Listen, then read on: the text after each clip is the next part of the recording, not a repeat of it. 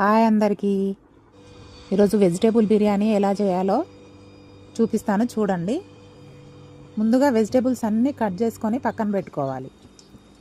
పక్కన పెట్టుకొని కడాయి తీసుకొని అందులో ఆయిల్ వేసుకొని అందులో హోల్ గరం మసాలా వేసుకొని 1 టేబుల్ స్పూన్ అల్లం వెల్లుల్లి పేస్ట్ వేసుకొని మంచిగా ఫ్రై చేసుకోవాలి. అది మంచిగా ఫ్రై అయ్యాక మనం పక్కన పెట్టుకున్న వెజిటేబుల్స్ అన్నీ వేసేసుకోవాలి. వేసుకొని మంచిగా కలుపుకోవాలి. కొత్తిమీర పుదీనా వేసుకొని పోవాలి.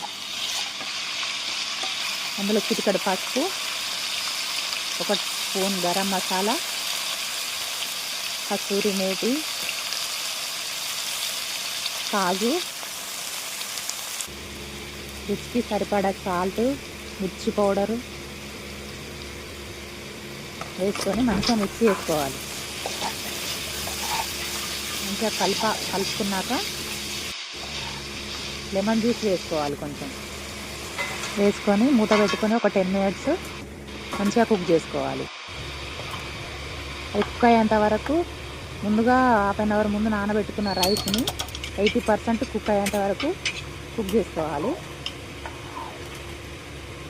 రైస్ 80% కుక్ అయ్యాక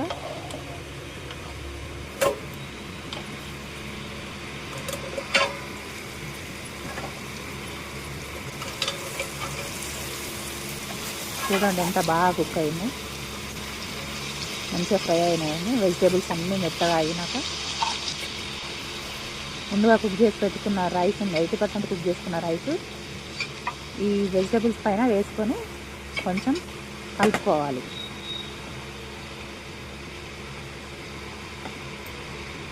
కలిపేసుకొని పైన షాజీరా, కొత్తిమీర పుదీనా వేసుకొని గార్నిష్ చేసుకొని మూత పెట్టి మరొక 5 మినిట్స్ లో ఫ్లేమ్లో పెట్టుకొని ఉడికించుకోవాలి. చూడండి వెజిటేబుల్ బిర్యానీ రెడీ. ఎంత బాగా వచ్చింది పొడి పొడిగా.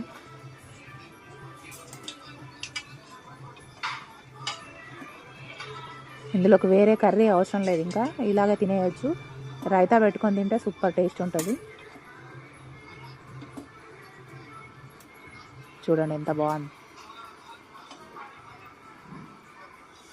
ఇలాంటి మంచి మంచి వీడియోలు ఇంకా చూడాలంటే చాలో శైలుతో సబ్స్క్రైబ్ చేసుకోండి.